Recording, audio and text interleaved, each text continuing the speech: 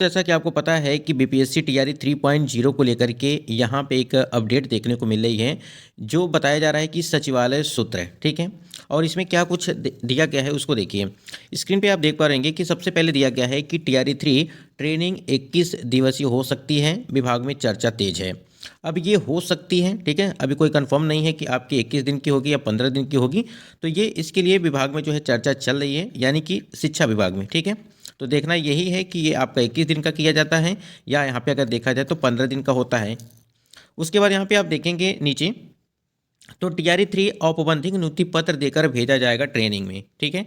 जैसा कि हमने आपको बताया भी था कि आपको अगर बात करें, पहले आपकी ट्रेनिंग नहीं कराई जाएगी इस बार आपको सबसे पहले औपबंधिक नियुक्ति पत्र दे दिया जाएगा, उसके बाद से आपको ट्रेनिंग में भेजा जाएगा।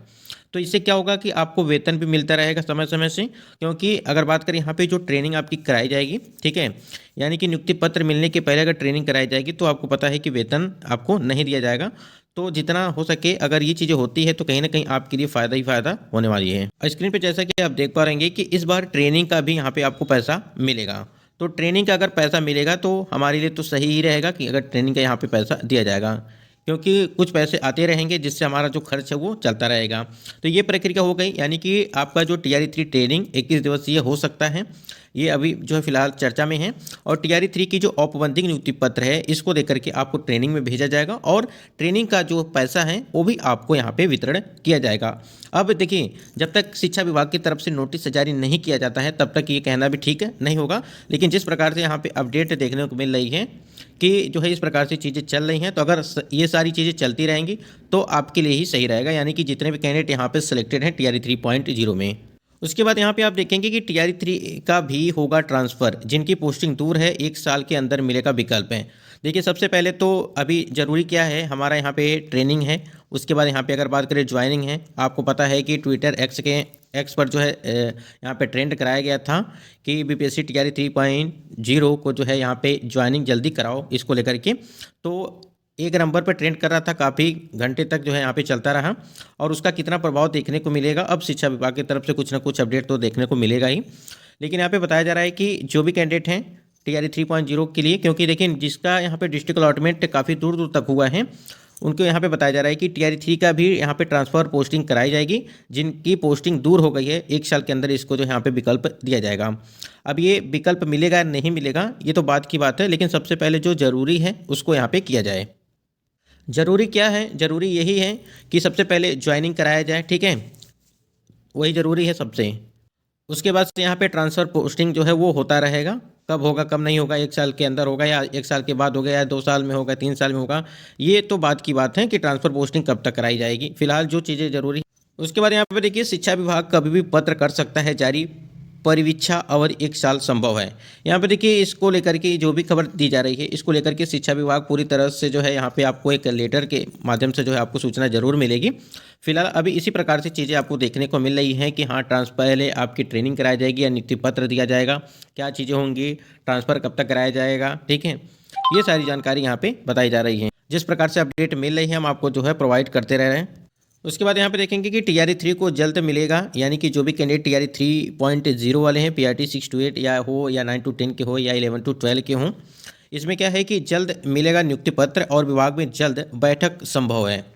यहाँ पे बैठक संभव है, और जो ट्रेंड कराया गया था, यानी कि जो ट्रेंडिंग में चल रहा था कि ज्वाइनिंग कराओ को लेकर के, उसका कितना प्रभाव देखने को मिलेगा ये शिक्षा विभाग की तरफ से। जब कोई देखिए, जब तक ऑफिशियल कोई जारी नहीं किया जाता है नोटिस, तब तक कुछ कहना ठीक नहीं रहता है।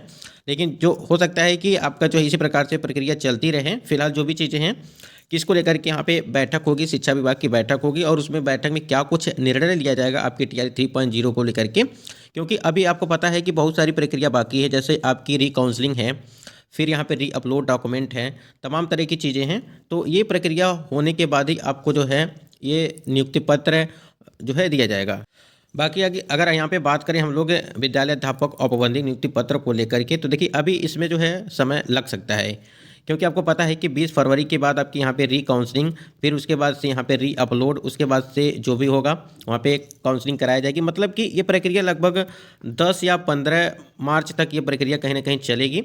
लेकिन कुछ जगहों पे ये भी बताया जा रहा है कि 22 मार्च तक जो है नियुक्ति पत्र दे दिया जाएगा।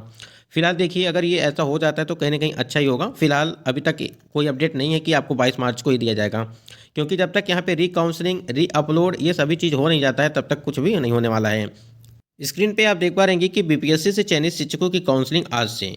बीपीएससी की ओर से आयोजित विद्यालय अध्यापक टीआरई 3 के तहत चयनित वैसे अभ्यर्थियों की काउंसलिंग शनिवार को होगी, जो 5 से 7 फरवरी तक आयोजित काउंसलिंग में शामिल नहीं हो सकें। ठीक है।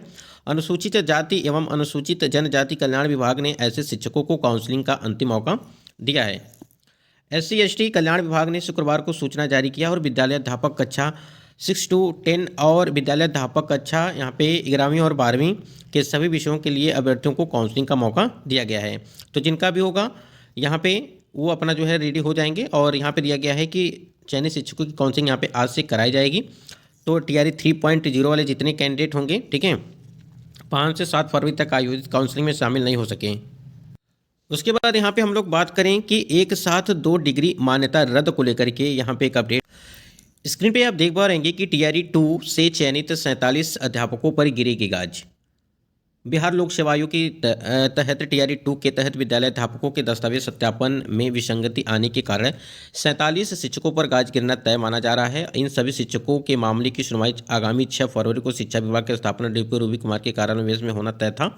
बताते चलें कि इसके पूर्व जिले के 42 शिक्षकों के दस्तावेज सत्यापन विसंगतियों को लेकर के स्थापना डीपीओ द्वारा मंगलवार को सुनवाई की गई, और स्थापना डीपीओ के कार्यालय द्वारा जो है यहाँ पे जारी आदेश में कहा गया है कि बिहार में राज्य अध्यापक नियमावली 2023 के तहत आयोग के विज्ञापन में वर्णित प्रावधान के आलोक में जिला शिक्षा पदाधिकारी अमित कुमार के आदेश पर गठित जांच समिति द्वारा जांच विसंगतियां पाई गईं, और निर्धारित 6 फरवरी को सुनवाई के दौरान आपत्तियों के सापेक्ष संतोषजनक प्रमाण पत्र नहीं रहने की स्थिति में उसकी नियुक्ति रद्द करने की कार्रवाई के साथ साथ वेतनादि के मद में दी गई राशि वसूली की जाएगी। और सबसे अधिक कदवा एवं बरारी में क्रमशः 7-8 जो है कैंडिडेट यहाँ शिक्षक हैं। ठीक है, तो ये यहाँ पे सबसे महत्वपूर्ण ये है, आप देख पा रहेंगे यहाँ पे थोड़ा सा ध्यान दीजिएगा आप लोग। यहाँ पे दिया गया है कि एक ही सत्र में एमएससी और बीएड की ले ली डिग्री। सभी 42 शिक्षकों के दस्तावेज में कई तरह की विसंगतियाँ हैं। कईयों ने एक ही सत्र में एमएससी बीएड की डिग्री जो है यहाँ पे ली हुई है। एमए में विषय संयोजन बेमेल है। स्नातक में विषय अस्पष्ट है। बीए में हिंदी 200 अंक अस्पष्ट है। अभ्यर्थी की योग्यता बीसीए है बने हुए हैं। गणित के शिक्षक सीटेट के अंक पत्र अपठनी आदि जो है यहाँ पे शामिल किए गए हैं। तो देखिए, एक ही सत्र में जैसे मान लीजिए 2022 में आपने 2 चीज़ किया हुआ है, एक ही मतलब कि 2 कोई कोर्स किया हुआ है, तो कहीं ना कहीं इसको लेकर के थोड़ा सा दिक्कत आपको हो जाएगी। तो एक साथ 2 डिग्री मान्य नहीं किया जा रहा है, आपको पता ही है इसके संबंध में। अगर ऐसे कोई भी कैंडिडेट टीआरई 3.0 वाले कैंडिडेट होंगे तो हो सकता है कि आगे चल कर आपको भी यहाँ पे दिक्कत हो सकती है।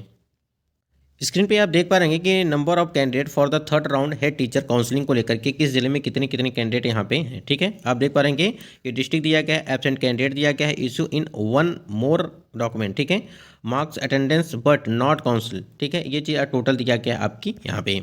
ठीक है, अररिया में देखें कि एब्सेंट कैंडिडेट हैं यहाँ पे 3। ठीक है, उसके बाद issue in 1 more document.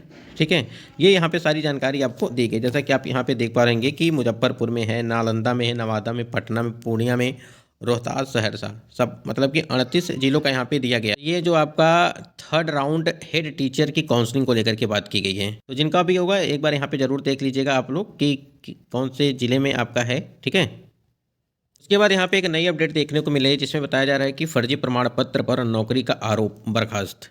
Buxar से अपडेट है। राजपुर प्रखंड के छितनडियाहरा मध्य विद्यालय की 2 शिक्षिकाओं को चयन मुक्त कर दिया गया है। इन पर फर्जी प्रमाण पत्र के आधार पर नौकरी करने का आरोप है। तो देखिए, यहाँ पे यही चीज़ बताया जा रहा है कि फर्जी प्रमाण पत्र के आधार पर, जैसा कि आप यहाँ पे देख पा रहे हैं कि फर्जी प्रमाण पत्रों के बेस पर जो है उनका चयन हो गया था, लेकिन अब इनको जो है बर्खास्त किया गया है, यानी कि चयन मुक्त कर दिया गया है। ठीक है, तो थोड़ा सा आप लोग सावधान रहिएगा जितने भी कैंडिडेट यहाँ पे अगर जो टीआरई 3.0 वाले हैं। तो ये कुछ महत्वपूर्ण अपडेट थी, और बाकी अपडेट के लिए चैनल से जुड़े रहेगा। जो भी अपडेट होगी ऑथेंटिक आपको दी जाएगी। बाकी शिक्षा विभाग की तरफ से क्या नोटिस जारी की जाएगी आपकी नियुक्ति पत्र, और यहाँ पे अगर बात करें रिकाउंसलिंग को लेकर के, वैसे 20 तारीख से तो आपकी बिताई गई है, लेकिन नोटिस आएगी तभी जाकर के